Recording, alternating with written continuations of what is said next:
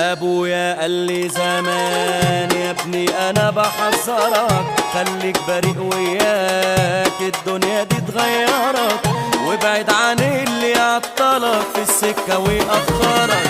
وياك تفوتك الاصول هي اللي هتفكرك، ووزن كلامك عشان لو حرف منك غلط يا تبقى ملزم بيه يا تقل من منظرك. قال لي اوعى يدخل في جيبك لو قرش واحد حرام، وياك يقولوا ان عيبك انك قليل الاحترام، سيب اللي بيجي في سيرتك ويقول في ظهرك كلام، الكل هيرد غيبتك لو انت صح وتمام.